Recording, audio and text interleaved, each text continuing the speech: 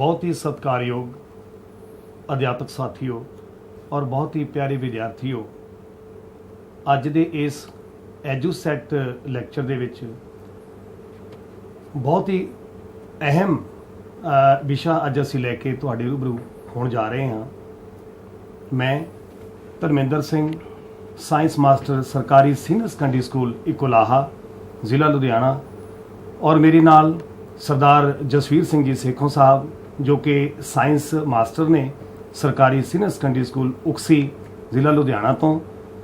और बहुत ही प्यारे विद्यार्थियों, जो अज का विषय है ये बहुत ही अहम विषय है। तुहाडे पाठ पुस्तक दे पाठ 6वें विच जिसका नाम है जैविक प्रतिक्रियावां, उस पाठ दे विच ये एक उपविषय बहुत ही जो अहम मैं मानता हाँ अहम जो उपविषय है वो है मल त्याग। मल त्याग पौधे भी करते हैं, मल त्याग मनुख भी करते हैं। अज इस दे बारे दे विच असीं खुल के इस दे उपर चर्चा करांगे, विचार चर्चा करांगे। सो एक बार फिर तुहाडा सारे प्यारे विद्यार्थियों बहुत बहुत स्वागत है। उम्मीद है तुसीं अज दे इस लैक्चर नूं बहुत ही शिद्दत और बहुत ही लगन दे नाल सुनोगे और इसका प्रयोग आने वाली प्रीख्यावां और अपनी जिंदगी दे विच करोगे। सो सब तो पहला मैं तुहानूं दस दियां कि जो तुसी छोटियां जमातां दे विच पढ़िया है कि निर्जीव और सजीव वस्तुआं जो हुंदियां हन, इन्हां दे विच अंतर हुंदा है। जो गुण सजीव वस्तुआं दे विच हुंदे हन वो गुण निर्जीव वस्तुआं विच नहीं हुंदे। शायद इहो गल्लां हन जो निर्जीव वस्तुआं तो सजीव वस्तुआं नूं वख करदियां हन। मैं जसवीर सिंह जी तो जानना चाहांगा कि वो सर किहड़े-किहड़े गुण हैं जो कि सजीव वस्तुआं दे विच तां हुंदे हन पर वो निर्जीव वस्तुआं दे विच वो गुण नहीं हुंदे। हाँ जी सर, जे असीं सजीवां दी गल करिए तां ਉਹ ਕੁਝ ਵਿਸ਼ੇਸ਼ਤਾਵਾਂ ਜਿਹੜੇ ਨੇ ਪ੍ਰਗਟਾਉਂਦੇ ਨੇ ਜਿਨ੍ਹਾਂ ਕਰਕੇ ਉਹਨਾਂ ਦਾ ਵਖਰੇਵਾਂ ਹੁੰਦਾ ਨਿਰਜੀਵ ਵਸਤੂਆਂ ਦੇ ਨਾਲੋਂ। ਜੀ, ਜਿਵੇਂ ਸਭ ਤੋਂ ਪਹਿਲਾਂ ਆਪਾਂ ਗੱਲ ਕਰਦੇ ਆਂ ਵੀ ਜਿਹੜੇ ਸਜੀਵ ਨੇ ਉਹ ਵਾਧਾ ਦਿਖਾਉਂਦੇ ਨੇ ਜੀ, ਠੀਕ ਹੈ ਜੀ, ਉਹ ਪ੍ਰਜਨਨ ਕਰਦੇ ਆ ਜੀ, ਉਹ ਪੋਸ਼ਣ ਪ੍ਰਾਪਤ ਕਰਦੇ ਨੇ, ਠੀਕ ਹੈ ਜੀ, ਸਾਹ ਕਿਰਿਆ ਦੇ ਨਾਲ ਉਸ ਪੋਸ਼ਣ ਤੋਂ ਊਰਜਾ ਪ੍ਰਾਪਤ ਕਰਕੇ ਆਪਣੀ ਜ਼ਿੰਦਗੀ ਦੇ ਜਿਹੜੇ ਕਾਰਜ ਨੇ ਉਹ ਪੂਰੇ ਕਰਦੇ ਆ। ਉਹਨਾਂ ਦੇ ਚਾਹੇ ਉਹ ਇੱਕ ਸੈਲੀ ਜੀਵ ਨੇ ਜਾਂ ਉਹ ਬਹੁਤ ਸੈਲੀ ਜੀਵ ਨੇ, ਉਹਨਾਂ ਦੇ ਵਿੱਚ परिवहन प्रणाली भी हुंदी आ जी, ਜਿਹਦੇ ਨਾਲ ਜਿਵੇਂ ਅਸੀਂ ਆਪਣੀ ਐਗਜ਼ਾਮਪਲ ਲੈ ਲਈਏ, ਅਸੀਂ ਆਪਣੀ ਉਦਾਹਰਨ ਲੈ ਲਈਏ, ਮਨੁੱਖ ਦੇ ਵਿੱਚ ਲਹੂ ਗੇੜ ਪ੍ਰਣਾਲੀ ਜਿਹੜੀ ਹੈਗੀ ਆ ਪਰਿਵਹਨ ਪ੍ਰਣਾਲੀ ਦਾ ਕੰਮ ਕਰਦੀ ਆ। ਪੌਦਿਆਂ ਦੇ ਵਿੱਚ ਜਿਹੜੀ ਜ਼ਾਇਲਮ ਤੇ ਫਲੋਇਮ ਨੇ ਜੀ, ਜਿਵੇਂ ਬੱਚਿਆਂ ਨੇ 9th ਕਲਾਸ ਦੇ ਵਿੱਚ ਟਿਸ਼ੂ ਦੇ ਬਾਰੇ ਪੜ੍ਹਿਆ ਹੋਇਆ, ਇਹ ਜਿਹੜੀਆਂ ਨੇਗੀਆਂ ਪਰਿਵਹਨ ਪ੍ਰਣਾਲੀ ਦਾ ਕੰਮ ਕਰਦੀਆਂ ਨੇ। ਤੇ ਜਿੰਨੇ ਵੀ ਸਜੀਵ ਨੇ ਉਹ ਸਾਰੀਆਂ ਜੈਵਿਕ ਪ੍ਰਕਿਰਿਆਵਾਂ ਕਰਦੇ ਹੋਏ, ਪੋਸ਼ਣ ਲੈਂਦੇ ਹੋਏ, ਸਾਹ ਕਿਰਿਆ ਕਰਦੇ ਹੋਏ ਪਰਿਵਹਨ ਪ੍ਰਣਾਲੀ ਦੇ ਰਾਹੀਂ ਹੀ ਉਸ ਤੋਂ ਬਾਅਦ ਮਲ ਤਿਆਗ ਵੀ ਕਰਦੇ ਨੇ।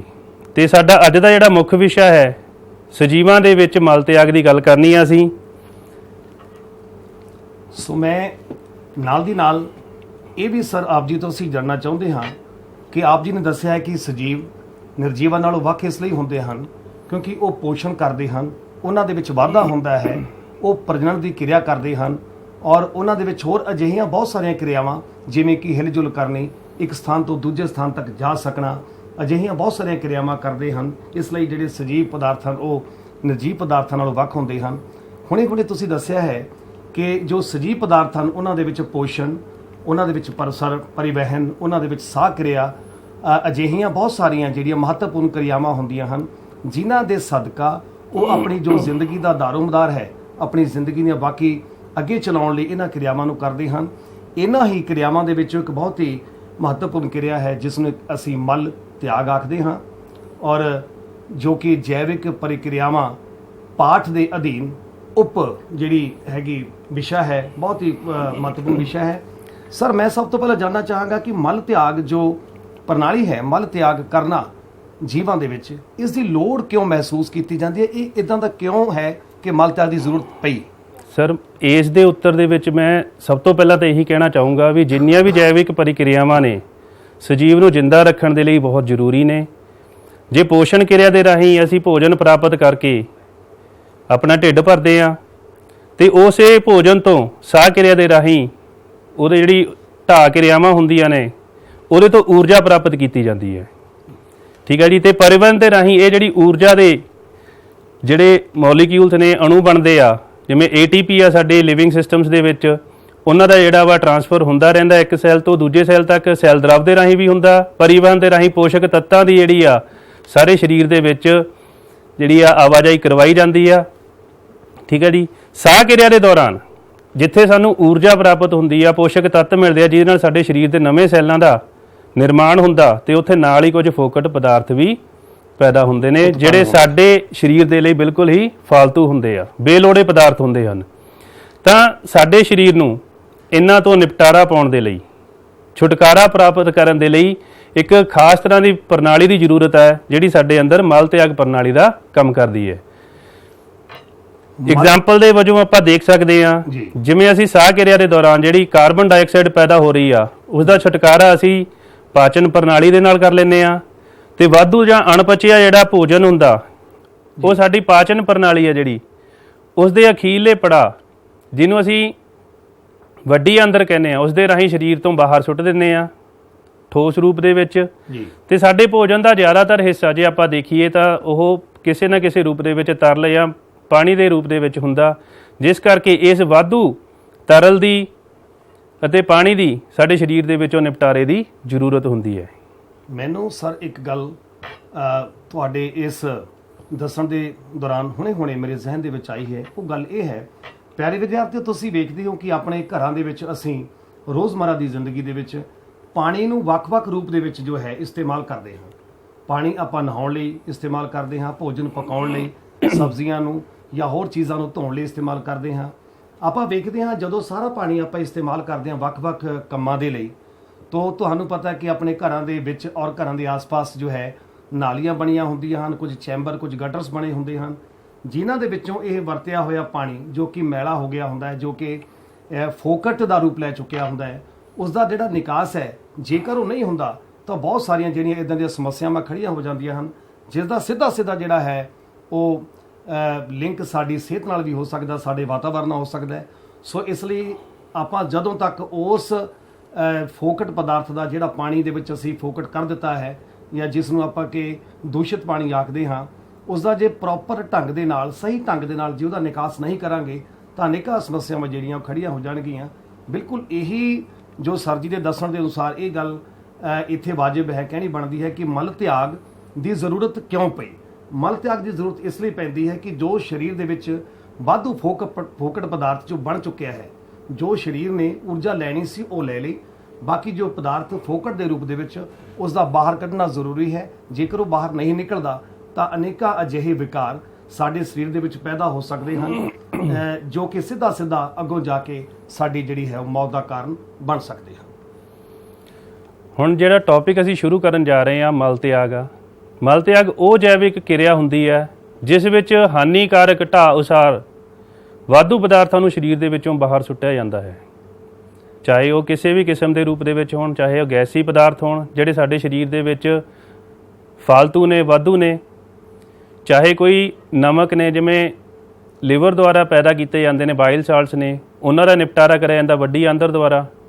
ਸਾਡੇ ਜਿਹੜਾ ਮਲ ਆ ਉਹਦੇ ਰਾਹੀਂ, ਠੋਸ ਮਲ ਦੇ ਰਾਹੀਂ ਜਿਹੜਾ ਬਾਹਰ ਕੱਢਿਆ ਜਾਂਦਾ। ਤੇ ਕਾਫੀ ਸਾਰੇ ਹੋਰ ਇਹੋ ਜਿਹੇ ਪਦਾਰਥ ਨੇ ਜਿਨ੍ਹਾਂ ਦੇ ਬਾਰੇ ਆਪਾਂ ਅੱਗੇ ਡਿਸਕਸ ਕਰਨ ਲੱਗੇ ਹਾਂ।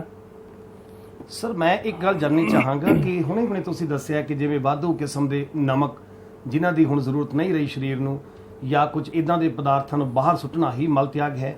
ਕਿ ਜੋ ਪਸੀਨਾ ਸਾਨੂੰ ਆਉਂਦਾ ਹੈ ਰੂਮ ਛਿਦਰਾ ਰਾਹੀਂ, ਜੋ ਪਸੀਨਾ ਅਸੀਂ ਦੇਖਦੇ ਹਾਂ, ਮਹਿਸੂਸ ਕਰਦੇ ਹਾਂ, ਸਾਨੂੰ ਪਸੀਨਾ ਆਉਂਦਾ ਹੈ, ਕਿ ਉਹ ਵੀ ਮਲ ਤਿਆਗ ਦੇ ਰਾਹੀਂ ਇੱਕ ਉਸਦਾ ਕੀ ਪਹਿਲੂ ਹੈ, ਕਿ ਉਹਦਾ ਹਿੱਸਾ ਹੈ ਪਸੀਨਾ ਵੀ? ਹਾਂਜੀ ਸਰ, ਬਿਲਕੁਲ ਸਹੀ ਕਹਿ ਰਹੇ ਹੋ ਤੁਸੀਂ। ਤੇ ਇਸ ਦੇ ਬਾਰੇ ਆਪਾਂ ਥੋੜ੍ਹੇ ਸਮੇਂ ਦੇ ਵਿੱਚ ਹੀ ਵਿਚਾਰ ਕਰਨ ਲੱਗੇ ਹਾਂ ਵੀ ਸਾਡੇ ਸਰੀਰ ਦੇ ਵਿੱਚ ਮਲ ਤਿਆਗ ਦੇ ਕਿਹੜੇ ਖਾਸ ਅੰਗ ਹਨ ਤੇ ਉਹਨਾਂ ਦਾ ਕੀ ਕਾਰਜ ਹੈ ਜੀ।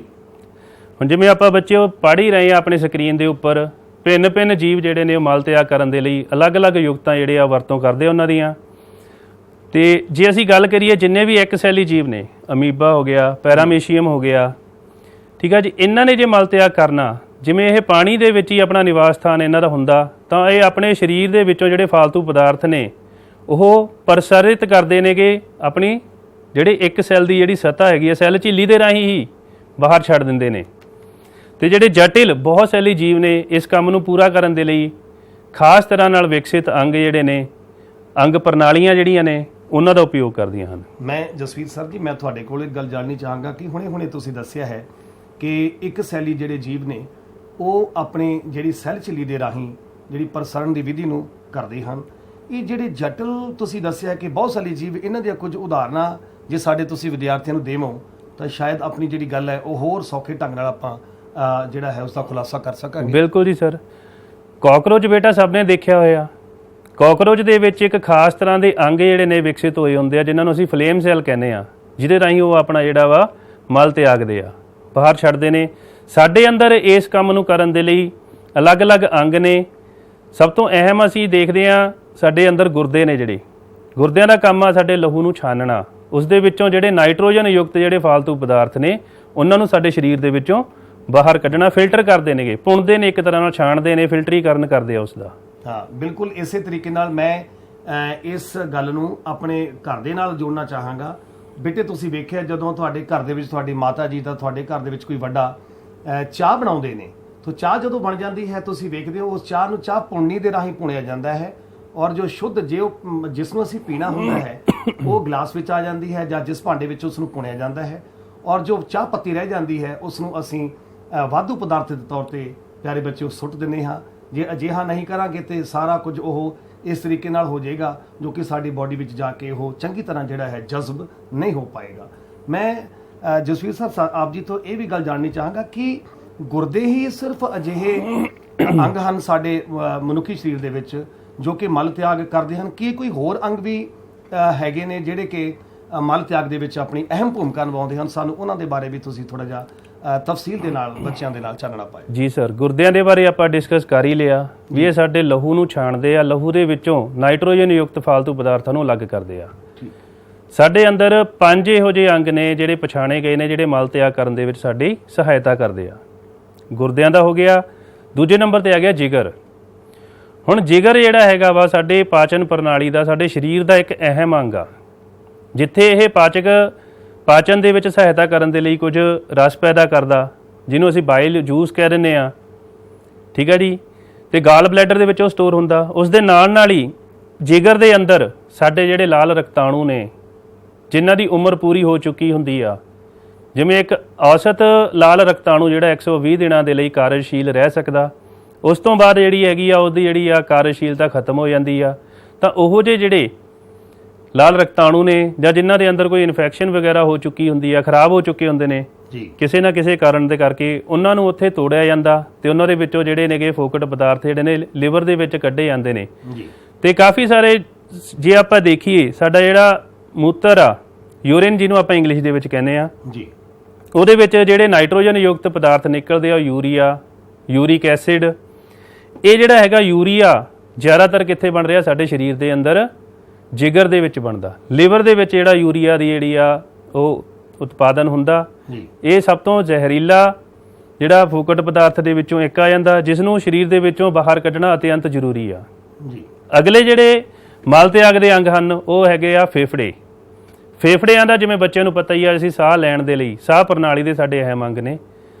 ਜਦੋਂ ਅਸੀਂ ਸਾਹ ਅੰਦਰ ਖਿੱਚਦੇ ਹਾਂ ਤਾਂ ਤਾਜ਼ੀ ਹਵਾ ਅੰਦਰ ਜਾਂਦੀ, ਆਕਸੀਜਨ ਯੁਕਤ ਹਵਾ ਅੰਦਰ ਜਾਂਦੀ ਆ। ਫਿਰ ਸਾਹ ਕਿਰਿਆ ਦੇ ਦੌਰਾਨ ਜਿਹੜੀ ਸਾਡੇ ਸੈੱਲ ਜਾਂ ਟਿਸ਼ੂ ਆਕਸੀਜਨ ਨੂੰ ਵਰਤ ਕੇ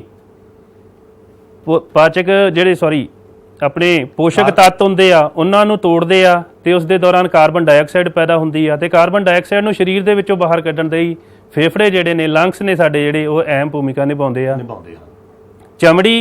ਚਮੜੀ ਦੇ ਰਾਹੀਂ ਜਿਵੇਂ ਤੁਸੀਂ ਗੱਲ ਕਰੀ ਸੀ, ਜਿਹੜੇ ਪਸੀਨੇ ਵਾਲੇ ਜਿਹੜੇ ਮਸਾਮ ਨੇ ਉਹਨਾਂ ਦੇ ਰਾਹੀਂ ਜਿਹੜਾ ਸਰੀਰ ਦੇ ਅੰਦਰ ਫਾਲਤੂ ਪਾਣੀ ਹੁੰਦਾ, ਫਾਲਤੂ ਨਮਕ ਹੁੰਦਾ, ਤੇ ਥੋੜਾ ਬਹੁਤਾ ਯੂਰੀਆ ਜਿਹੜਾ ਵਾ ਉਹਦਾ ਨਿਪਟਾਰਾ ਕੀਤਾ ਜਾਂਦਾ ਜੀ। ਠੀਕ ਹੈ ਜੀ ਸਰ। ਤੇ ਨੈਕਸਟ ਹੈਗੀ ਆ ਵੱਡੀ ਅੰਦਰ। ਵੱਡੀ ਅੰਦਰ ਇਸੇ ਲੈਸਨ ਦੇ ਵਿੱਚ ਆਪਾਂ ਪੜ੍ਹ ਕੇ ਹਟੇ ਆ ਜੀ। ਅਖੀਰਲਾ ਪੜਾਅ ਹੈਗਾ, ਅਖੀਰਲਾ ਪਾਰਟ ਹੈਗਾ ਸਾਡੇ ਜਿਹੜਾ ਭੋਜਨ ਨਲੀ ਆ, ਐਲੀਮੈਂਟਰੀ ਕਨਾਲ ਦਾ। ਉਸ ਦੇ ਵਿੱਚ ਜੋ ਛੋਟੀ ਅੰਦਰ ਦੇ ਵੱਲੋਂ ਫਾਲਤੂ ਜਿਹੜੇ ਨੇ ਜਾਂ ਅਣਪਚਿਆ ਭੋਜਨ ਆ ਜਾਂ ਜਿਹੜਾ ਰੇਸ਼ੇਦਾਰ ਜਿਹੜਾ ਭੋਜਨ ਦਾ ਹਿੱਸਾ ਹੁੰਦਾ ਜਿਹੜਾ ਸਾਡਾ ਸਰੀਰ ਪਚਾ ਨਹੀਂ ਸਕਦਾ ਜਿਸ ਨੂੰ, ਤੇ ਕਾਫੀ ਸਾਰੇ ਜਿਹੜੇ ਬਾਈਲ ਸਾਲਟਸ ਨੇਗੇ ਜਾਂ ਇਦਾਂ ਦੇ ਜਿਹੜੇ ਪਦਾਰਥ ਨੇ ਜਿਹੜੇ ਸਾਡੇ ਸਰੀਰ ਦੇ ਲਈ ਕਿਸੇ ਕੰਮ ਦੇ ਨਹੀਂ ਹੈਗੇ, ਉਹਨਾਂ ਨੂੰ ਉੱਥੇ ਇੱਕ ਠੋਸ ਮਲ ਦੇ ਰੂਪ ਦੇ ਵਿੱਚ ਤਿਆਰ ਕਰਦੀ ਹੈ ਤੇ ਸਰੀਰ ਦੇ ਵਿੱਚੋਂ ਸਮੇਂ-ਸਮੇਂ ਦੇ ਉੱਪਰ ਬਾਹਰ ਕੱਢਣ ਦੇ ਵਿੱਚ ਸਹਾਇਤਾ ਕਰਦੀ ਹੈ। ਸੋ ਪਿਆਰੇ ਵਿਦਿਆਰਥੀਓ, ਤੁਸੀਂ ਹੁਣੇ ਸਰਦਾਰ ਜਸਵੀਰ ਸਿੰਘ ਜੀ ਉਹਨਾਂ ਦੇ ਪਾਸੇ ਸੁਣਿਆ। ਮੈਨੂੰ ਤੇ ਪਹਿਲਾਂ ਇੰਨਾ ਹੀ ਪਤਾ ਸੀ ਕਿ ਸ਼ਾਇਦ ਜਿਹੜੇ ਗੁਰਦੇ ਨੇ ਉਹੀ ਮਲ ਤਿਆਗ ਦੇ ਵਿੱਚ ਆਪਣੀ ਜਿਹੜੀ ਅਹਿਮ ਭੂਮਿਕਾ ਨਿਭਾਉਂਦੇ ਹਨ, ਪਰ ਸਰ ਜੀ ਉਹਨਾਂ ਤੋਂ ਸਾਨੂੰ ਵੱਡਮੁੱਲੀ ਜਾਣਕਾਰੀ ਪ੍ਰਾਪਤ ਹੋਈ ਹੈ। ਪਿਆਰੇ ਵਿਦਿਆਰਥੀ, ਹੁਣ ਅਸੀਂ ਵੇਖਿਆ ਕਿ ਜੋ ਜਿਗਰ ਹੈ ਉਹ ਵੀ ਬਹੁਤ ਅਹਿਮ ਭੂਮਿਕਾ ਨਿਭਾਉਂਦਾ, ਜਿਸ ਨੂੰ ਆਪਾਂ ਅੰਗਰੇਜ਼ੀ ਦੇ ਵਿੱਚ ਲੀਵਰ ਕਹਿੰਦੇ ਹਾਂ। ਸਾਡੇ ਸਰੀਰ ਦੇ ਵਿੱਚ ਸੱਜੇ ਪਾਸੇ ਫੇਫੜਿਆਂ ਦੇ ਨੀਚੇ ਇਹ ਇੱਕੋ ਇੱਕ ਐਸਾ ਅੰਗ ਹੈ ਜੋ ਬਹੁਤ ਅਹਿਮ ਭੂਮਿਕਾ ਨਿਭਾਉਂਦਾ ਹੈ, ਜੋ ਕਿ ਯੂਰੀਆ ਨੂੰ ਤਿਆਰ ਕਰਨ ਦੇ ਵਿੱਚ। ਔਰ ਇਹਨਾਂ ਤੋਂ ਬਾਅਦ ਜੋ ਫੇਫੜੇ ਹਨ, ਆਮ ਤੌਰ ਤੇ ਫੇਫੜਿਆਂ ਦਾ ਜਿਹੜਾ ਹੈ ਉਹ ਸੰਬੰਧ ਸਿਰਫ ਸਾਹ ਪ੍ਰਣਾਲੀ ਨਾਲ ਦੱਸਿਆ ਜਾਂਦਾ ਹੈ, ਪਰ ਹੁਣੇ ਜਿਵੇਂ ਸਾਨੂੰ ਸਰ ਜੀ ਹੋਰਾਂ ਨੇ ਬਹੁਤ ਵਧੀਆ ਜਾਣਕਾਰੀ ਜਿਹੜੀ ਮੁਹੱਈਆ ਕਰਵਾਈ ਹੈ ਕਿ ਜਿਹੜੇ ਫੇਫੜੇ ਨੇ ਇਹ ਲਹੂ ਦੇ ਵਿੱਚੋਂ ਜਿਹੜੀ ਕਾਰਬਨ ਡਾਈਆਕਸਾਈਡ ਹੈ ਉਸ ਨੂੰ ਵੱਖਰਾ ਕਰਨ ਦੇ ਵਿੱਚ ਜਿਹੜੀ ਭੂਮਿਕਾ ਆਪਣੀ ਨਿਭਾਉਂਦੇ ਹੈ। ਪਿਆਰੇ ਵਿਦਿਆਰਥੀ, ਉਸ ਤੋਂ ਬਾਅਦ ਚਮੜੀ ਦਾ ਜੋ ਨੰਬਰ ਆਉਂਦਾ ਹੈ, ਚਮੜੀ ਆਮ ਤੌਰ ਤੇ ਅਸੀਂ ਵੇਖਦੇ ਹਾਂ ਜੋ ਜਲੀ ਥਲੀ ਜੀਵ ਹੁੰਦੇ ਹਨ ਉਹਨਾਂ ਦੇ ਵਿੱਚ ਖਾਸ ਕਰਕੇ ਚਮੜੀ ਆਪਣਾ ਜਿਹੜਾ ਹੈ ਮਹੱਤਵਪੂਰਨ ਭੂਮਿਕਾ ਨਿਭਾਉਂਦੀ ਹੈ। ਔਰ ਇਸ ਤੋਂ ਇਲਾਵਾ ਚਮੜੀ ਦੇ ਰਾਹੀਂ ਬਹੁਤ ਸਾਰੇ ਜਿਹੜੇ ਫੋਕਟ ਪਦਾਰਥ ਨੇ, ਜਿਵੇਂ ਕਿ ਪਸੀਨੇ ਦੇ ਬਾਰੇ ਦੱਸਿਆ ਹੈ, ਪਸੀਨਾ ਗ੍ਰੰਥੀਆਂ ਦੇ ਵਿੱਚੋਂ ਬਾਹਰ ਜਾਂਦੇ ਹਨ।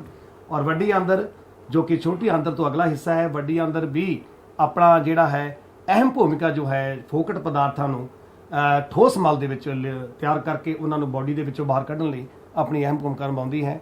ਔਰ ਇਹ ਹਨ, ਇਹਨਾਂ ਨੂੰ ਤੁਸੀਂ ਬੇਟਾ ਤਰਤੀਬ ਦੇ ਹਿਸਾਬ ਨਾਲ ਸਾਰਿਆਂ ਨੇ ਬੱਚਿਆਂ ਨੇ ਯਾਦ ਕਰ ਲੈਣਾ ਹੈ ਕਿ ਤਾਂ ਕਿ ਤੁਸੀਂ ਜਿਹੜੇ ਬੱਚੇ ਨੋਟ ਕਰਨਾ ਚਾਹੋ ਉਹ ਨੋਟ ਵੀ ਕਰ ਲੈਣ। ਔਰ ਤੁਹਾਡੀ ਕਿਤਾਬ ਦੇ ਵਿੱਚ ਇਹ ਸਾਰੇ ਦਰਜ ਵੀ ਹਨ। ਸੋ ਇਹਨਾਂ ਅੰਗਾਂ ਦੇ ਬਾਰੇ ਤੁਸੀਂ ਜਾਣਕਾਰੀ ਜਿਹੜੀ ਹੈ ਤਫਸੀਲ ਦੇ ਨਾਲ ਸਰ ਜਸਵੀਰ ਸਿੰਘ ਜੀ ਤੋਂ ਲੈ ਰਹੇ ਹੋ। ਆਓ ਆਪਾਂ ਅਗਲੇ ਪੜਾਅ ਵੱਲ ਵਧੀਏ। ਮਨੁੱਖੀ ਮਲ ਤਿਆਗ ਪ੍ਰਣਾਲੀ। ਇਸ ਦੇ ਵਿੱਚ ਸਾਡੇ ਜਿਹੜੇ ਮਨੁੱਖੀ ਮਲ ਤਿਆਗ ਪ੍ਰਣਾਲੀ ਆ ਉਸਦੇ ਜਿਹੜੇ ਵੱਖੋ ਵੱਖਰੇ ਭਾਗ ਹਨ। ਆਪਾਂ ਡਾਇਗਰਾਮ ਦੇ ਰਾਹੀਂ ਹੀ ਚੱਲਦੇ ਹਾਂ। ਇੱਕ ਜੋੜਾ ਗੁਰਦਿਆਂ ਦਾ, ਬੇਟਾ ਧਿਆਨ ਨਾਲ ਦੇਖੋ, ਇਹਨਾਂ ਦਾ ਆਕਾਰ ਇੱਕ ਬੀਨ ਵਰਗਾ ਨਜ਼ਰ ਆ ਰਿਹਾ, ਜਿਵੇਂ ਰਾਜਮਾ ਦਾ ਇੱਕ ਸੀਡ ਹੁੰਦਾ ਵਾ, ਰਾਜਮਾ ਦਾ ਇੱਕ ਦਾਣਾ ਹੁੰਦਾ ਵਾ, ਉਸ ਤਰ੍ਹਾਂ ਦਾ ਨਜ਼ਰ ਆ ਰਿਹਾ। ਤੇ ਜੇ ਅਸੀਂ ਜਿਹੜਾ ਸਾਡੇ ਸਕਰੀਨ ਦੇ ਖੱਬੇ ਪਾਸੇ ਜਿਹੜਾ ਡਾਇਗਰਾਮ ਨਜ਼ਰ ਆ ਰਿਹਾ ਉਸ ਦੇ ਵਿੱਚ ਜੇ ਅਸੀਂ ਧਿਆਨ ਨਾਲ ਦੇਖੀਏ, ਜਿਹੜਾ ਸੱਜਾ ਗੁਰਦਾ ਹੈਗਾ ਉਹ ਥੋੜਾ ਜਿਹਾ ਨੀਚੇ ਦਿਖਾਈ ਦੇ ਰਿਹਾ ਤੇ ਖੱਬਾ ਥੋੜਾ ਜਿਹਾ ਉੱਪਰਲੀ ਸਥਿਤੀ ਦੇ ਵਿੱਚ ਆ। ਇਸ ਦਾ ਇੱਕ ਕਾਰਨ ਆ ਕਿਉਂਕਿ ਸੱਜੇ ਪਾਸੇ ਲਿਵਰ ਜਿਹੜਾ ਮੌਜੂਦ ਹੁੰਦਾ, ਜਿਹਦੇ ਕਰਕੇ ਸੱਜਾ ਗੁਰਦਾ ਜਿਹੜਾ ਥੋੜਾ ਜਿਹਾ ਨੀਵਾਂ ਰਹੂਗਾ। ਜਿਹੜਾ ਮੇਰਾ ਮਾਊਸ ਦੇ ਪੁਆਇੰਟਰ ਦੇ ਨਾਲ ਬੇਟਾ ਅਸੀਂ ਪੁਆਇੰਟ ਕਰ ਰਹੇ ਹਾਂ। ਇਸ ਤੋਂ ਬਾਅਦ ਇੱਕ ਜੋੜਾ ਮੂਤਰਵੇਣੀ, ਜਿਨ੍ਹਾਂ ਨੂੰ ਅਸੀਂ ਇੰਗਲਿਸ਼ ਦੇ ਵਿੱਚ ਯੂਰੇਟਰ ਕਹਿੰਦੇ ਹਾਂ। ਗੁਰਦਿਆਂ ਦੇ ਵਿੱਚੋਂ ਬਾਹਰ ਨਿਕਲ ਕੇ ਹੇਠਾਂ ਵੱਲ ਨੂੰ ਦੋ ਬਰੀਕ ਨਲੀਆਂ ਜਿਹੜੀਆਂ ਨੇ ਬਾਹਰ ਨਿਕਲ ਰਹੀਆਂ ਨੇ। ਗੁਰਦਿਆਂ ਦੁਆਰਾ ਫਿਲਟਰ ਕੀਤਾ ਜਾਂ ਛਾਣਿਆ ਹੋਇਆ ਲਹੂ ਦੇ ਵਿੱਚੋਂ ਜਿਹੜਾ ਵਾਧੂ ਪਦਾਰਥ ਆ, ਇਹਨਾਂ ਮੂਤਰਵੈਣੀਆਂ ਦੇ ਰਾਹੀਂ ਇੱਕ ਖਾਸ ਅੰਗ ਆ ਜਿਹਨੂੰ ਅਸੀਂ ਮੂਤਰ ਮਸਾਣਾ ਕਹਿੰਦੇ ਆ, ਉਸ ਦੇ ਵਿੱਚ ਇਕੱਠਾ ਹੁੰਦਾ, ਜਿਸ ਤੋਂ ਮੂਤਰ ਮਾਰਗ ਦੇ ਰਾਹੀਂ ਸਮੇਂ-ਸਮੇਂ ਦੇ ਉੱਪਰ ਸਰੀਰ ਦੇ ਵਿੱਚੋਂ ਬਾਹਰ ਕੱਢਿਆ ਜਾ ਸਕਦਾ ਹੈ। ਮੈਂ ਸਰ ਇੱਥੇ ਆਪ ਜੀ ਤੋਂ ਜਾਣਨਾ ਚਾਹਾਂਗਾ ਕਿ ਜੋ ਮੂਤਰ ਮਸਾਣਾ ਤੁਸੀਂ ਦੱਸਿਆ ਬਹੁਤ ਅਹਿਮ ਅੰਗ ਹੈ, ਮਨੁੱਖੀ ਜੋ ਮਲ ਤਿਆਗ ਪ੍ਰਣਾਲੀ ਦਾ ਇੱਕ ਭਾਗ ਹੈ। ਜਿਵੇਂ ਤੁਸੀਂ ਦੱਸਿਆ ਕਿ ਇੱਕ ਜੋੜਾ ਗੁਰਦਾ ਹੈ, ਇੱਕ ਜੋੜਾ ਜੋ ਹੈ ਮੂਤਰ ਵਹਿਣੀ, ਔਰ ਇੱਕ ਮੂਤਰ ਮਸਾਣਾ ਤੇ ਇੱਕ ਮੂਤਰ ਮਾਰਗ। ਹਾਂਜੀ ਸਰ। ਮੇਰੇ ਮਨ ਦੇ ਵਿੱਚ ਇੱਕ ਉਤਸੁਕਤਾ ਐਸੀ ਜੋ ਬਾਰ-ਬਾਰ ਪੈਦਾ ਹੋ ਰਹੀ ਹੈ, ਉਹ ਇਹ ਹੈ ਕਿ ਮੂਤਰ ਮਸਾਣਾ ਜੋ ਹੈ ਇਸ ਦਾ ਕੀ ਕਾਰਜ ਹੈ, ਇਹ ਕਿਸ ਖਾਸ ਕੰਮ ਲਈ ਜਿਹੜੀ ਹੈ ਇਹ ਪ੍ਰਤੀਬੱਧ ਹੈ, ਵਚਨਬੱਧ ਹੈ। ਮੈਂ ਚਾਹਾਂਗਾ ਤੁਸੀਂ ਪਿਆਰੇ ਵਿਦਿਆਰਥੀਆਂ ਦੇ ਨਾਲ ਇਹ ਗੱਲ ਜ਼ਰੂਰ ਸਾਂਝੀ ਕਰੋ, ਮੂਤਰ ਮਸਾਣਾ ਦਾ ਜੋ ਹੈ ਮੁੱਖ ਕੰਮ ਕੀ ਹੈ। ਬਹੁਤ ਵਧੀਆ ਪ੍ਰਸ਼ਨ ਤੁਸੀਂ ਇੱਥੇ ਪੁੱਛਿਆ। ਹੁਣ ਗੁਰਦੇ ਜਿਹੜੇ ਨੇ ਇਹਨਾਂ ਨੂੰ ਲਗਾਤਾਰ ਸਾਡੇ ਬਲੱਡ ਦੀ ਸਪਲਾਈ ਆਉਂਦੀ ਰਹਿੰਦੀ ਆ, ਲਹੂ ਦੀ ਸਪਲਾਈ ਮਿਲਦੀ ਰਹਿੰਦੀ ਆ ਤੇ ਲਗਾਤਾਰ ਹੀ ਇਹਨਾਂ ਨੇ ਨਿਰੰਤਰ ਉਸ ਨੂੰ ਫਿਲਟਰ ਕਰਦੇ ਰਹਿਣਾ ਜੀ। ਜਿਸ ਦਾ ਮਤਲਬ ਕੀ ਹੋਇਆ, ਉੱਥੋਂ ਲਗਾਤਾਰ ਫਿਲਟਰੇਟ ਆ ਜਿਹੜਾ ਮੂਤਰ ਬਣ ਕੇ ਜਿਹੜਾ ਵਾ ਬਾਹਰ ਇਹਨਾਂ ਮੂਤਰ ਵਹਿਣੀਆਂ ਦੇ ਰਾਹੀਂ ਨੀਚੇ ਵੱਲ ਨੂੰ ਆਉਂਦਾ ਜਾਊਗਾ। ਠੀਕ ਹੈ ਜੀ।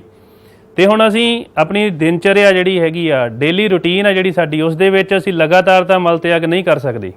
ਸਾਨੂੰ ਇਸ ਦੇ ਲਈ ਸਮੇਂ-ਸਮੇਂ ਦੇ ਉੱਪਰ ਜਿਹੜੀ ਆ ਇਹ ਪ੍ਰੋਸੈਸ ਕਰਨੀ ਪੈਂਦੀ ਆ, ਵਿਧੀ ਅਪਣਾਉਣੀ ਪੈਂਦੀ ਆ ਮੂਤਰ ਨੂੰ ਸਰੀਰ ਦੇ ਵਿੱਚੋਂ ਬਾਹਰ ਕੱਢਣ ਦੀ, ਜਿਹਨੂੰ ਅਸੀਂ ਮਿਕਚੂਰੇਸ਼ਨ ਕਹਿ ਦਿੰਦੇ ਹਾਂ ਇੰਗਲਿਸ਼ ਦੇ ਵਿੱਚ, ਯੂਰਿਨ ਪਾਸ ਆਊਟ ਕਰਨ ਦੀ। ਇਹ ਗੱਲ ਕਹਿ ਸਕਦੇ ਹਾਂ ਕਿ ਜੋ ਮੂਤਰ ਮਸਾਣਾ ਹੈ ਉਹ ਇੱਕ ਤਰ੍ਹਾਂ ਦੇ ਜੋ ਹੈ ਸਟੋਰ ਦਾ ਕੰਮ ਕਰਦੀ ਹੈ। ਇਹ ਮੂਤਰ ਨੂੰ ਭੰਡਾਰਨ ਕਰਨ ਦੇ ਵਿੱਚ ਸਹਾਈ ਹੁੰਦਾ ਤੇ ਇਹ ਇੱਕ ਪੇਸ਼ੀ ਦੁਆਰਾ ਨਿਯੰਤਰਿਤ ਮਸਾਣਾ ਬਲੈਡਰ ਆ, ਜਿਸ ਨੂੰ ਅਸੀਂ ਆਪਣੀ ਇੱਛਾ ਅਨੁਸਾਰ ਜਿਹੜੀ ਆ ਖਾਲੀ ਕਰ ਸਕਦੇ ਹਾਂ। ਹੁਣ ਅਗਲਾ ਜਿਹੜਾ ਵਾ ਪ੍ਰਮੁੱਖ ਅੰਗ ਜਿਹੜਾ ਹੈਗਾ ਸਾਡੀ ਇਸ ਪ੍ਰਣਾਲੀ ਦਾ, ਉਹ ਹੈਗੇ ਨੇ ਗੁਰਦੇ। ਹੁਣ ਗੁਰਦੇ ਜਿਹੜੇ ਨੇ ਸਾਡੇ ਸਰੀਰ ਦੇ ਵਿੱਚ ਕਿੱਥੇ ਮੌਜੂਦ ਹੁੰਦੇ ਨੇ? ਜੇ ਅਸੀਂ ਦੇਖੀਏ ਸਾਡੇ ਪੇਟ ਦੇ ਵਿੱਚ ਜਿਹੜੀ ਪਿਛਲੇ ਹਿੱਸੇ ਦੇ ਵਿੱਚ ਰੀੜ੍ਹ ਦੀ ਹੱਡੀ ਆ ਉਸ ਦੇ ਦੋਵਾਂ ਪਾਸਿਆਂ ਦੇ ਉੱਪਰ ਇੱਕ ਇੱਕ ਗੁਰਦਾ ਜਿਹੜਾ ਵਾ ਮੌਜੂਦ ਹੁੰਦਾ ਤੇ ਇਹਨਾਂ ਦਾ ਜਿਹੜਾ ਪ੍ਰਮੁੱਖ ਕੰਮ ਆ ਲਹੂ ਨੂੰ ਛਾਨਣਾ ਜਾਂ ਫਿਲਟਰ ਕਰਨਾ ਤੇ ਇਸ ਦੇ ਰਾਹੀਂ ਕੀ ਕਰ ਰਿਹਾ ਉਹ ਨਾਈਟ੍ਰੋਜਨ ਯੁਕਤ ਜਿਹੜੇ ਨੇ ਫਾਲਤੂ ਪਦਾਰਥ ਬਾਹਰ ਕੱਢ ਰਹੇ ਨੇ। ਹੁਣ ਬੇਟਾ ਤੁਸੀਂ ਡਾਇਗਰਾਮ ਦੇ ਵਿੱਚ ਦੇਖ ਰਹੇ ਹੋ ਇੱਕ ਇੱਥੇ ਲਾਲ ਰੰਗ ਦੀ ਗੁਰਦਾ ਧਮਣੀ ਦਿਖਾਈ ਗਈ ਜਾ ਰਹੀ ਆ ਜਿਹਦੇ ਉੱਪਰ ਮੇਰਾ ਪੁਆਇੰਟਰ ਆ ਇਸ ਵੇਲੇ ਤੇ ਇੱਥੋਂ ਗੁਰਦਿਆਂ ਦੇ ਅੰਦਰ ਕੀ ਦਾਖਲ ਹੋ ਰਿਹਾ ਬਲੱਡ ਜਾਂ ਲਹੂ ਤੇ ਉਸ ਦੇ ਅੰਦਰ ਸਾਰੇ ਜਿਹੜੇ ਨਾਈਟ੍ਰੋਜਨੀ ਪਦਾਰਥ ਨੇ ਤੇ ਇਸ ਸਾਰੇ ਹਿੱਸੇ ਦੇ ਵਿੱਚ ਗੁਰਦੇ ਦੀਆਂ ਜਿਹੜੀਆਂ ਕਾਰਜਾਤਮਕ ਇਕਾਈਆਂ ਨੇ ਜਿਨ੍ਹਾਂ ਦੇ ਬਾਰੇ ਅੱਗੇ ਗੱਲ ਕਰਨ ਲੱਗੇ ਅਸੀਂ ਉਹਨਾਂ ਦੇ ਵਿੱਚ ਦੀ ਹੁੰਦਾ ਹੋਇਆ ਜਿਹੜਾ ਲਹੂ ਆ ਫਿਲਟਰ ਹੋ ਜਾਂਦਾ ਉਸ ਤੋਂ ਨਾਈਟ੍ਰੋਜਨ ਯੁਕਤ ਜਿਹੜੇ ਫੋਕਟ ਪਦਾਰਥ ਨੇ ਫਾਲਤੂ ਪਦਾਰਥ ਨੇ ਬਾਹਰ ਨਿਕਲ ਜਾਂਦੇ ਆ ਜਿਹੜੇ ਇਸ ਆ ਸੰਤਰੀ ਰੰਗ ਦੀ ਜਿਹੜੀ ਪਾਈਪ ਆ ਇਸ ਦੇ ਰਾਹੀਂ ਬਾਹਰ ਜਿਹੜੇ ਨੇ ਮੂਤਰਵੇਣੀ ਦੇ ਵਿੱਚ ਆ ਜਾਂਦੇ ਆ ਤੇ ਜਿਹੜੀ ਨੀਲੀ ਆ ਇਹ ਇੱਥੇ ਇਸ ਦਾ ਰੰਗ ਇਹ ਡਿਪਿਕਟ ਕਰ ਰਿਹਾ ਵੀ ਇਸ ਦੇ ਵਿੱਚੋਂ ਨਾਈਟ੍ਰੋਜਨ ਯੁਕਤ ਜਿਹੜੇ ਪਦਾਰਥ ਨੇ ਬਾਹਰ ਨਿਕਲ ਗਏ ਨੇ ਤੇ ਇਹ ਸ਼ਿਰਾ ਬਣ ਚੁੱਕੀ ਆ ਹੁਣ ਵਾਪਸ ਦਿਲ ਵੱਲ ਨੂੰ ਖੂਨ ਲੈ ਕੇ ਜਾ ਰਹੀ ਆ। ਠੀਕ ਹੈ ਜੀ, ਇਹ ਛਾਣਿਆ ਹੋਇਆ ਬਲੱਡ ਆ ਫਿਲਟਰ ਕੀਤਾ ਹੋਇਆ ਬਲੱਡ ਜਿਹੜਾ ਵਾ ਵਾਪਸ ਜਾ ਰਿਹਾ ਇਸ ਜਗ੍ਹਾ ਤੋਂ। ਪਿਆਰੇ ਬੱਚਿਓ ਤੁਹਾਡੇ ਸਾਹਮਣੇ ਇੱਕ ਮਨੁੱਖੀ ਗੁਰਦੇ ਦੀ ਅਸਲੀ ਜਿਹੜੀ ਹੈਗੀ ਆ ਕਾਟ ਦੀ ਤਸਵੀਰ ਪੇਸ਼ ਕੀਤੀ ਜਾ ਰਹੀ ਆ ਜਿਸ ਦੇ ਵਿੱਚ ਆ ਵੱਡੀ ਜਿਹੜੀ ਨਲੀ ਆ ਇਹ ਮੂਤਰ ਵਹਿਣੀ ਆ। ਇਹ ਜਿਸ ਜਗ੍ਹਾ ਤੋਂ ਇਸ ਦੇ ਵਿੱਚ ਦਾਖਲ ਹੋ ਰਹੀ ਆ ਉਸ ਨੂੰ ਪੈਲਵਿਸ ਬੋਲਿਆ ਜਾਂਦਾ ਜਾਂ ਹਾਈਲਮ ਕਹਿ ਸਕਦੇ ਆਪਾਂ। ਇਹਦੇ ਅੰਦਰਲਾ ਹਿੱਸਾ ਜਿਹੜਾ ਹੈਗਾ ਵਾ ਪੈਲਵਿਸ ਆ। ਇਹਦੇ ਵਿੱਚੋਂ ਦੇਖੋ ਅੱਗੇ ਦੇਖੋ ਕਿੰਨੀਆਂ ਜਿਹੜੀਆਂ ਨੇਗੀਆਂ ਬ੍ਰਾਂਚਿਸ ਬਣਨ ਲੱਗੀਆਂ ਨੇ ਇਹਦੇ ਜਿਹੜੇ ਨੇਗੀਆਂ ਸ਼ਾਖਾਵਾਂ ਨਿਕਲ ਰਹੀਆਂ ਨੇ ਤੇ ਇਸ ਦੇ ਵਿੱਚ ਜੇ ਸਕਰੀਨ ਦੇ ਉੱਪਰ ਅਸੀਂ ਧਿਆਨ ਦੇ ਰਹੇ ਹਾਂ ਤਾਂ ਸਾਨੂੰ ਇਹ ਦੋ ਹਿੱਸਿਆਂ ਦੇ ਵਿੱਚ ਵੰਡਿਆ ਨਜ਼ਰ ਆ ਰਿਹਾ। ਮੇਨ ਬਾਹਰਲਾ ਹਿੱਸਾ ਜਿਹੜਾ ਹੈਗਾ ਉਹਨੂੰ ਅਸੀਂ ਗੁਰਦੇ ਦਾ ਕਾਰਟੈਕਸ ਦਾ ਹਿੱਸਾ ਕਹਿੰਦੇ ਆ ਤੇ ਅੰਦਰਲਾ ਜਿਹੜਾ ਇਹ ਹਿੱਸਾ ਹੈਗਾ ਸਾਰੇ ਦਾ ਸਾਰਾ ਗੁਰਦੇ ਦਾ ਮੈਡੂਲਾ ਵਾਲਾ ਹਿੱਸਾ ਹੈ। ਕਾਰਟੈਕਸ ਵਾਲੇ ਹਿੱਸੇ ਦੇ ਵਿੱਚ ਜ਼ਿਆਦਾਤਰ ਜਿਹੜੀਆਂ ਨੇ ਲਹੂ ਦੀ ਸਪਲਾਈ ਹੁੰਦੀ ਆ ਲਹੂ ਪਹੁੰਚਦਾ ਤੇ ਇੱਥੇ ਹੀ ਫਿਲਟਰੀ ਕਰਨ ਵਾਲਾ ਜਿਹੜਾ ਸਾਰਾ ਕਿਰਿਆਵਾਂ ਹੁੰਦੀਆਂ ਨੇ।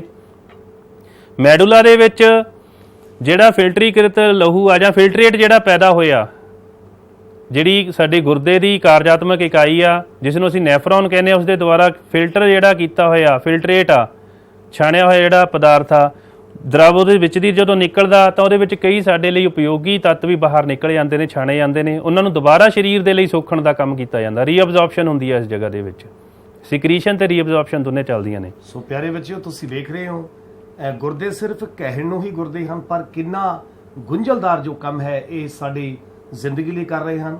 ਸੋ ਸਾਨੂੰ ਚਾਹੀਦਾ ਹੈ ਕਿ ਅਸੀਂ ਹਮੇਸ਼ਾ ਐਸਾ ਭੋਜਨ ਖਾਈਏ ਐਸਾ ਭੋਜਨ ਅਸੀਂ ਲਈਏ ਜਿਸ ਨੂੰ ਜਿਵੇਂ ਕਿ ਸੰਤੁਲਿਤ ਭੋਜਨ ਜਾਂ ਹੋਰ ਉਹ ਐਸਾ ਭੋਜਨ ਜਿਹੜਾ ਕਿ ਸਾਡੇ ਇਹਨਾਂ ਅੰਗਾਂ ਦੀ ਤੰਦਰੁਸਤੀ ਲਈ ਲਾਭਦਾਇਕ ਹੋਵੇ।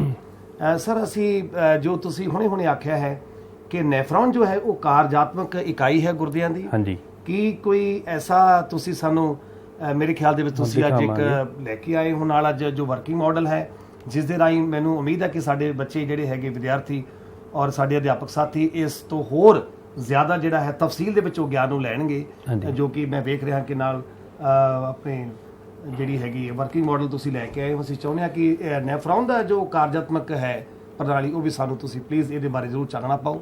ਹਾਂਜੀ, ਨੈਫਰੋਨ ਤੇ ਆਉਣ ਤੋਂ ਪਹਿਲਾਂ ਮੈਂ ਇੱਕ ਮੇਨ ਗੱਲ ਕਰਨੀ ਚਾਹੁੰਦਾ ਵੀ ਸਾਡੇ ਸਰੀਰ ਦੇ ਅੰਦਰ ਜਿਹੜਾ ਮੂਤਰ ਉਹ ਕਿਵੇਂ ਬਣਦਾ। ਮੂਤਰ ਬਣਨ ਦਾ ਉਦੇਸ਼ ਜਿਹੜਾ ਲਹੂ ਦੇ ਵਿੱਚੋਂ ਵਾਧੂ ਪਦਾਰਥਾਂ ਨੂੰ ਛਾਣ ਕੇ ਬਾਹਰ ਕੱਢਣਾ ਹੁੰਦਾ। ਇਸ ਦੇ ਦੌਰਾਨ ਨਾਈਟ੍ਰੋਜਨੀ ਵਾਧੂ ਪਦਾਰਥ ਨੇ ਜਿਵੇਂ ਯੂਰੀਆ ਯੂਰਿਕ ਐਸਿਡ ਖੂਨ ਦੇ ਵਿੱਚੋਂ ਗੁਰਦਿਆਂ ਰਾਹੀਂ ਵੱਖ ਕਰ ਦਿੱਤਾ ਜਾਂਦਾ ਤੇ ਹਰੇਕ ਗੁਰਦੇ ਦੇ ਵਿੱਚ ਲੱਖਾਂ ਦੀ ਗਿਣਤੀ ਦੇ ਵਿੱਚ ਛੋਟੀਆਂ ਜਿਹੜੀਆਂ ਨੇਗੀਆਂ ਫਿਲਟਰੀਕਰਨ ਇਕਾਈਆਂ ਜਿਨ੍ਹਾਂ ਨੂੰ ਅਸੀਂ ਨੈਫਰੋਨ ਬੋਲਦੇ ਆ ਉਹ ਮੌਜੂਦ ਹੁੰਦੀਆਂ ਨੇ। ਜਿਵੇਂ ਕਿ ਆਪਾਂ ਇੱਥੇ ਇੱਕ ਕਿਰਿਆਤਮਕ ਜਿਹੜੀ ਆਹ GIF ਚਲਾ ਰਹੇ ਆ ਨਾਲ ਐਨੀਮੇਟਡ ਤਸਵੀਰ ਤੁਸੀਂ ਦੇਖ ਰਹੇ ਹੋ ਇਸ ਦੇ ਵਿੱਚ ਦੇਖ ਰਹੇ ਆ ਲਾਲ ਵਹਿਣੀ ਆ ਜਿਹੜੀ ਇਹ ਦਿਲ ਵੱਲੋਂ ਖੂਨ ਲੈ ਕੇ ਆ ਰਹੀ ਹੈ ਗੁਰਦਿਆਂ ਵੱਲ ਨੂੰ ਇਹਨੂੰ ਅਸੀਂ ਗੁਰਦਾ ਧਮਣੀ ਕਹਿੰਦੇ ਆ। ਇਸ ਦੇ ਵਿੱਚ ਨਾਈਟ੍ਰੋਜਨ ਯੁਕਤ ਲਹੂ ਆ ਰਿਹਾ ਠੀਕ ਹੈ ਜੀ ਤੇ ਜਿਹੜੀ ਵਾਪਸ ਆਹ ਹਲਕੇ ਨੀਲੇ ਰੰਗ ਦੀ ਜਾ ਰਹੀ ਆ ਲੈ ਕੇ ਵਾਪਸ ਖੂਨ ਇਸ ਨੂੰ ਅਸੀਂ ਗੁਰਦਾ ਸ਼ਿਰਾ ਕਹਿੰਦੇ ਆ। ਇਹ ਫਿਲਟਰੀਕ੍ਰਿਤ ਜਿਹਦੇ ਵਿੱਚੋਂ ਨਾਈਟ੍ਰੋਜਨ ਯੁਕਤ ਜਿਹੜੇ ਯੂਰੀਆ ਯੂਰਿਕ ਐਸਿਡ ਵਰਗੇ ਜਿਹੜੇ ਪਦਾਰਥ ਨੇ ਉਹ ਮੁਕਤ ਹੋਏ ਹੁੰਦੇ ਆ ਉਹ ਲਹੂ ਵਾਪਸ ਦਿਲ ਵੱਲ ਭੇਜਿਆ ਜਾਂਦਾ। ਮਨੁੱਖੀ ਗੁਰਦੇ ਦੇ 3 ਪ੍ਰਮੁੱਖ ਭਾਗ ਨੇ। ਬਾਹਰੀ ਭਾਗ ਨੂੰ ਅਸੀਂ ਕਾਰਟੈਕਸ ਕਹਿੰਦੇ ਆ। ਇਸ ਦੇ ਵਿੱਚ ਗੁਰਦੇ ਦੀ ਜਿਹੜੀ ਕਾਰਜਾਤਮਕ ਇਕਾਈ ਆ ਜਿਸ ਨੂੰ ਅਸੀਂ ਨੈਫਰੋਨ ਕਹਿੰਦੇ ਆ ਉਹ ਮੌਜੂਦ ਹੁੰਦੇ ਆ। ਵਿਚਕਾਰਲਾ ਹਿੱਸਾ ਮੈਡੂਲਾ ਬੋਲਿਆ ਜਾਂਦਾ ਤੇ ਇਸ ਦਾ ਕੰਮ ਬਾਹਰੀ ਭਾਗ ਵੱਲੋਂ ਛਣ ਕੇ ਆ ਰਿਹਾ ਮੂਤਰ ਇਕੱਠਾ ਕਰਨਾ। ਅੰਦਰਲਾ ਹਿੱਸਾ ਜਿਸ ਨੂੰ ਪੈਲਵਿਸ ਕਹਿੰਦੇ ਆ, ਇਸ ਦੇ ਵਿੱਚ ਇਹ ਮੈਡੂਲਾ ਹਿੱਸੇ ਤੋਂ ਮੂਤਰ ਇਕੱਠਾ ਕਰਕੇ ਮੂਤਰ ਮਸਾਣੇ ਤੱਕ ਭੇਜਦਾ ਹੈ। ਗੁਰਦੇ ਦੇ ਵਿੱਚ ਪੈਲਵਿਸ ਦੇ ਰਾਹੀਂ ਹੀ ਲਹੂ ਵਹਿਣੀਆਂ ਗੁਰਦੇ ਅੰਦਰ ਦਾਖਲ ਹੁੰਦੀਆਂ ਨੇ ਤੇ ਗੁਰਦੇ ਤੋਂ ਬਾਹਰ ਨਿਕਲਦੀਆਂ ਨੇ। ਹੁਣ ਜਿਵੇਂ ਸਰ ਨੇ ਦੱਸਿਆ ਸੀ ਕਾਰਜਾਤਮਕ ਇਕਾਈ ਦੀ ਗੱਲ ਕਰਨ ਲੱਗੇ ਹਾਂ ਅਸੀਂ, ਨੈਫਰੋਨ। ਜੇ ਪਿਆਰੇ ਬੱਚਿਓ ਅਸੀਂ ਧਿਆਨ ਨਾਲ ਦੇਖੀਏ ਤਾਂ ਹਰ ਗੁਰਦੇ ਦੇ ਕੋਰਟੈਕਸ ਦੇ ਵਿੱਚ ਲਗਭਗ 1.25 ਮਿਲੀਅਨ 1.25 ਮਿਲੀਅਨ ਜਿਹੜੇ ਨੇ ਨੈਫਰੋਨ ਮੌਜੂਦ ਹੁੰਦੇ ਆ। ਹਰੇਕ ਨੈਫਰੋਨ ਦੇ ਸ਼ੁਰੂਆਤ ਦੇ ਵਿੱਚ ਇੱਕ ਕੱਪਨੁਮਾ ਜਿਹੜਾ ਭਾਗ ਹੁੰਦਾ ਜਿਹਨੂੰ ਅਸੀਂ ਬੋਮੈਨ ਕੈਪਸੂਲ ਬੋਲਦੇ ਆ। ਇਸ ਦੇ ਵਿੱਚ ਜੇ ਦੇਖੀਏ ਗੁਰਦਾ ਧਮਨੀ ਦੀ ਇੱਕ ਜਿਹੜੀ ਆ ਇਕਾਈ ਅੰਦਰ ਦਾਖਲ ਹੁੰਦੀ ਆ, ਜਿਸ ਦੇ ਵਿੱਚੋਂ ਜ਼ਿਆਦਾ ਦਬਾਅ ਦੇ ਨਾਲ ਅੱਗੇ ਆ ਕੇ ਜਿਹੜੀਆਂ ਨੀਰੀਆਂ ਸ਼ਾਖਾਵਾਂ ਬਣਦੀਆਂ ਨੇ। ਕਾਫੀ ਪ੍ਰੈਸ਼ਰ ਦੇ ਨਾਲ, ਦਬਾਅ ਦੇ ਨਾਲ, ਉੱਚ ਦਬਾਅ ਦੇ ਨਾਲ ਇੱਥੋਂ ਲਹੂ ਜਿਹੜਾ ਵਾ ਪਾਸ ਹੁੰਦਾ ਤੇ ਜਿਹੜੀਆਂ ਇੱਥੇ ਕੈਪਿਲਰੀਜ਼ ਬਣ ਰਹੀਆਂ ਨੇ, ਕੇਸ਼ਕਾਵਾਂ ਜਿਹੜੀਆਂ ਬਣ ਰਹੀਆਂ ਨੇ, ਉਹਨਾਂ ਦੀ ਜਿਹੜੀ ਆ ਦੀਵਾਰ ਆ ਬਹੁਤ ਪਤਲੀ ਹੋਣ ਕਰਕੇ ਉਸ ਦੇ ਵਿੱਚੋਂ ਜਿਹੜੇ ਨੇ ਨਾਈਟ੍ਰੋਜਨ ਯੁਕਤ ਜਿਹੜੇ ਪਦਾਰਥ ਨੇ ਇਸ ਦੇ ਵਿੱਚ ਬਾਹਰ ਨਿਕਲ ਜਾਂਦੇ ਨੇ, ਛਾਣੇ ਜਾਂਦੇ ਆ। ਆਪਾਂ ਬੇਟਾ ਦੇਖ ਸਕਦੇ ਆ ਇੱਕ ਲਹੂ ਕਿਵੇਂ ਵਹਿੰਦਾ ਵੂਮਨ ਕੈਪਸੂਲ ਦੇ ਵਿੱਚੋਂ। ਇਸ ਦੇ ਵਿੱਚ ਦੇਖੋ ਜਿਹੜੀ ਅੰਦਰ ਲਹੂ ਲੈ ਕੇ ਆ ਰਹੀ ਆ ਉਹ ਏਫਰੈਂਟ ਆਰਟਰੀਓਲ ਕਹਿੰਦੇ ਆ, ਇਹਨੂੰ ਗੁਰਦਾ ਧਮਨੀ ਦੇ ਇੱਕ ਹਿੱਸਾ ਕਹਿ ਦਿੰਦੇ ਆ, ਤੇ ਵਾਪਸ ਜਿਹੜੀ ਜਾ ਰਹੀ ਆ ਉਹ ਗੁਰਦਾ ਸ਼ਿਰਾ ਦੇ ਇਕਾਈ ਦੇ ਵੱਲ ਨੂੰ ਜਾਊਗੀ। ਠੀਕ ਹੈ ਜੀ। ਇਸ ਸਾਰੇ ਸਮੇਂ ਦੇ ਦੌਰਾਨ ਇੱਥੋਂ ਜਿਹੜੇ ਨੇ ਨਾਈਟ੍ਰੋਜਨ ਯੁਕਤ ਪਦਾਰਥ ਜਿਹੜੇ ਨੇ ਫਿਲਟਰ ਹੋ ਕੇ ਬੋਮਨ ਕੈਪਸੂਲ ਤੋਂ ਇਸ ਦੇ ਨਲੀਨੁਮਾ ਜਿਹੜੀ ਹੈਗੀ ਅਵਲੇਮੇਦਾਰ ਨਲੀ ਦੇ ਵਿੱਚ, ਜਿਹਨੂੰ ਅਸੀਂ ਟੋਟਲ ਨੈਫਰੋਨ ਕਹਿ ਦਿੰਦੇ ਆ, ਉਸ ਦੇ ਵਿੱਚ ਦਾਖਲ ਹੋ ਜਾਂਦੇ ਹਨ। ਜੀ ਸਰ, ਅਸੀਂ ਚਾਹੁੰਦੇ ਹਾਂ ਕਿ ਜਿਵੇਂ ਤੁਸੀਂ ਦੱਸਿਆ ਕਾਫੀ ਤਫਸੀਲ ਦੇ ਵਿੱਚ ਜੋ ਨੈਫਰੋਨ ਦੇ ਬਾਰੇ ਤੁਸੀਂ ਜਾਣਕਾਰੀ ਦਿੱਤੀ ਹੈ, ਪਿਆਰੇ ਵਿਦਿਆਰਥੀਓ, ਅੱਜ ਤੁਹਾਨੂੰ ਇਸ ਜਾਣਕਾਰੀ ਨੂੰ ਹੋਰ ਜ਼ਿਆਦਾ ਤਫਸੀਲ ਦੇ ਨਾਲ ਦੱਸਣ ਲਈ ਸਾਡੇ ਕੋਲ ਸਾਡੇ ਸਤਿਕਾਰਯੋਗ ਸਰਦਾਰ ਜਸਵੀਰ ਸਿੰਘ ਜੀ ਉਹ ਇੱਕ ਵਰਕਿੰਗ ਮਾਡਲ ਵੀ ਉਹ ਤੁਹਾਡੇ ਵਾਸਤੇ ਲੈ ਕੇ ਆਏ ਨੇ, ਜਿਸ ਦੇ ਰਾਹੀਂ ਜੋ ਹੈ ਉਹ ਨੈਫਰੋਨ ਔਰ ਗੁਰਦੇ ਹਾਂਜੀ ਬੇਟਾ, ਅਸੀਂ ਕੋਸ਼ਿਸ਼ ਕੀਤੀ ਆ ਵੀ ਇੱਕ ਨੈਫਰੋਨ ਦੀ ਜਿਹੜੀ ਆ ਨਕਲ ਤਿਆਰ ਕੀਤੀ ਜਾ ਸਕੇ। ਜਿਵੇਂ ਆਪਾਂ ਇੱਥੇ ਦੇਖ ਰਹੇ ਹਾਂ ਵੀ ਬੋਮੈਨਸ ਕੈਪਸੂਲ ਇੱਕ ਕੱਪਨੁਮਾ ਕੀਪਨੁਮਾ ਜਿਹੜਾ ਆਕ੍ਰਿਤੀ ਹੁੰਦੀ ਹੈ, ਜਿਸ ਦੇ ਵਿੱਚ ਇੱਕ ਸਾਈਡ ਤੋਂ ਮੰਨ ਲਓ ਇਹ ਗੁਰਦਾ ਧਮਨੀ ਆ, ਇਸ ਦੇ ਵੱਲੋਂ ਜਿਹੜਾ ਵਾ ਲਹੂ ਜਿਹੜਾ ਵਾ ਇਸ ਸਾਈਡ ਤੋਂ ਇਸ ਬੋਮਨ ਕੈਪਸੂਲ ਦੇ ਵਿੱਚ ਦਾਖਲ ਹੋ ਜਾਣਾ। ਆਪਾਂ ਲਹੂ ਨੂੰ ਦਾਖਲ ਕਰਕੇ ਦੇਖਦੇ ਹਾਂ, ਲਹੂ ਆ ਰਿਹਾ ਇਸ ਦੇ ਅੰਦਰ, ਇਸ ਦੇ ਵਿੱਚੋਂ ਫਿਲਟਰ ਹੋ ਕੇ ਜਿਹੜਾ ਵਾਪਸ ਨਿਕਲਣਾ ਸ਼ੁਰੂ ਹੋ ਚੁੱਕਿਆ। ਇੱਧਰ ਦੇਖ ਰਹੇ ਹੋ ਤੁਸੀਂ, ਤੇ ਬਿਲਕੁਲ ਇਸ ਕੀਪ ਦੇ ਵਿੱਚ ਦੇਖੋ ਜਗੇ ਤਾਂ ਸਾਨੂੰ ਨਜ਼ਰ ਆ ਰਿਹਾ ਵੀ ਕੁਝ ਦਰਵ ਜਿਹੜਾ ਵਾ ਹੇਠਾਂ ਫਿਲਟਰ ਹੋ ਕੇ ਇਸ ਦੇ ਵਿੱਚ ਇਕੱਠਾ ਹੋਣ ਲੱਗ ਗਿਆ, ਜਿਹੜਾ ਇਸ ਨੈਫਰੋਨ ਦੇ ਸਾਰੀ ਜਿਹੜੀ ਆ ਵਲੇਮੇਦਾਰ ਨਲੀ ਦੇ ਵਿੱਚ ਦੇ ਅਲੱਗ-ਅਲੱਗ ਭਾਗ ਜਿਹੜੇ ਨੇ ਇਸ ਦੇ ਵਿੱਚ ਦੀ ਨਿਕਲਦਾ ਹੋਇਆ ਵਾਪਸ ਜਿਹੜਾ ਇੱਕ ਕਲੈਕਟਿੰਗ ਟਿਬਿਊਲ ਦੇ ਵਿੱਚ ਇਕੱਠਾ ਹੋ ਜਾਂਦਾ, ਤੇ ਇਹ ਸਾਰੇ ਕਲੈਕਟਿੰਗ ਟਿਬਿਊਲਸ ਇਕੱਠੀਆਂ ਹੋ ਕੇ ਇੱਕ ਯੂਰੇਟਰ ਬਣਾ ਦਿੰਦੀਆਂ ਨੇ, ਮੂਤਰ ਮਾਰਗ ਬਣਾ ਦਿੰਦੀਆਂ ਨੇ, ਮੂਤਰ ਵਹਿਣੀਆਂ ਜਿਨ੍ਹਾਂ ਨੂੰ ਅਸੀਂ ਕਹਿੰਦੇ ਆ।